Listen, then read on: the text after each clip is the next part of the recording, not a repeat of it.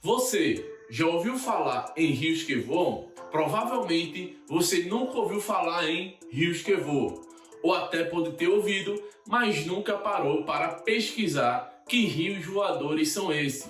Pior ainda, é imaginar que esses rios voadores eles acontecem aqui no território brasileiro. Então já vai deixando o teu like, já vai deixando o teu comentário e compartilhando com o teu colega, que hoje eu vou te mostrar e te explicar o que são esses rios voadores.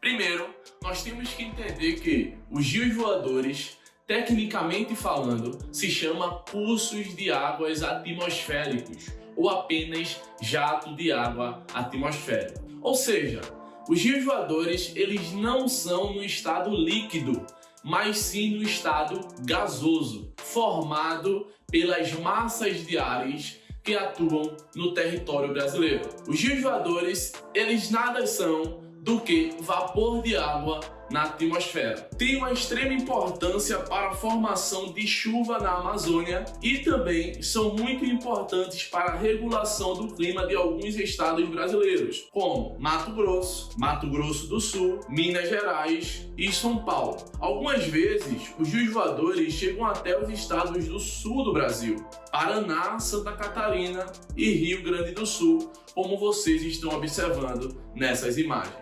Bem, existem duas massas de ar que vão influenciar a formação dos rios voadores no Brasil. A primeira é a MEA, Massa Equatorial Atlântica. Observem que é uma massa equatorial, então é uma massa quente. E Atlântica, ela é uma massa úmida. Então essa massa de ar quente e úmida, ela vai em direção à floresta amazônica, sendo empurrada pelos ventos alísios até encontrar com a segunda massa de ar, a massa equatorial continental. Se é uma massa equatorial, então é uma massa quente também. Se é continental, ela deveria ser seca. Porém, não esqueçam que ela está se formando sobre a floresta amazônica. Então, a MEA, massa equatorial atlântica, se junta com a massa equatorial continental e é aí aonde a mágica acontece. Para vocês terem noção, cada árvore da Amazônia chega a bombear em média 500 litros de água por dia. Estima-se que haja 600 bilhões de árvores na Amazônia.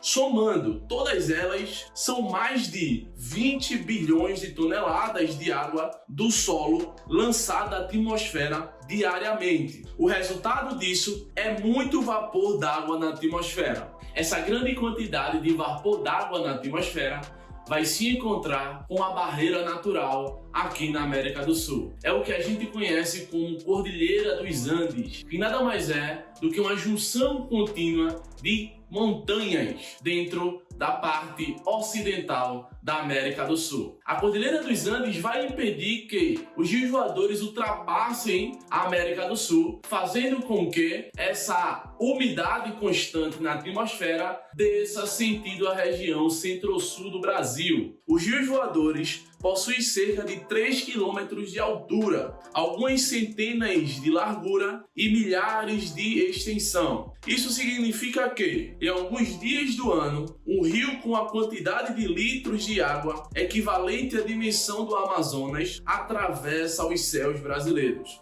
Nesse exato momento do vídeo, talvez você esteja se perguntando, na prática, qual a influência dos rios voadores no território brasileiro? Bem, devido à elevada evapotranspiração dada pelas árvores na região norte do país, estudos mostram que os rios voadores influenciam significativamente as chuvas nas regiões sudeste, sul e centro-oeste do Brasil, aumentando a umidade relativa do ar em 20% e 30% nos momentos em que os rios voadores estão atuando nessas regiões. Toda a água carregada por essa corrente de ar em 24 horas equivale a 115 dias de consumo de água da cidade de São Paulo, que possui um pouco mais de 12 milhões de habitantes. Observando as regiões em que os rios voadores atuam aqui no Brasil, nós podemos perceber que a região sudeste e a região sul, por exemplo, que são responsáveis pela maior parte do mercado industrial brasileiro, vão ter também a maior parte da população do território brasileiro. Então os rios voadores eles vão alimentar não só a população, mas também vai alimentar toda a economia da região sul e da região sudeste do território brasileiro. Para além disso, a gente pode observar que os rios voadores também são responsáveis para o setor que mais cresce no Brasil, que é o setor do agronegócio.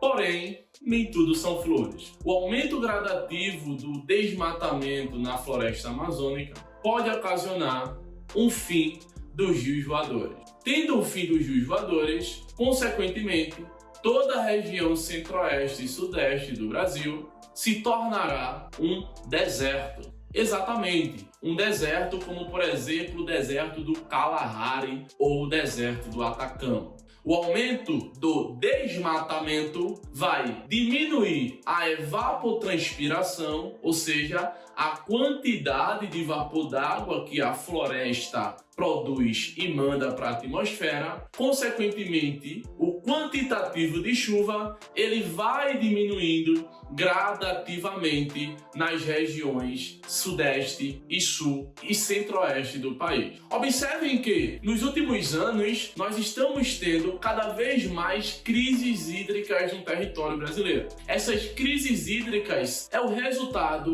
do grande quantitativo de desmatamento na floresta amazônica. Então, se eu desmato a floresta amazônica, o quantitativo de chuvas nas regiões central, sudeste e sul do país tende a diminuir, ocasionando de 15 a 30 e até mesmo a 50% das diminuições de chuvas de todas aquelas regiões. Se eu não tenho chuva, consequentemente a minha economia vai afundar e aí sim seria o fim da economia brasileira. Gostou do vídeo? Então não esquece de compartilhar com aquele teu amigo que está na luta contigo.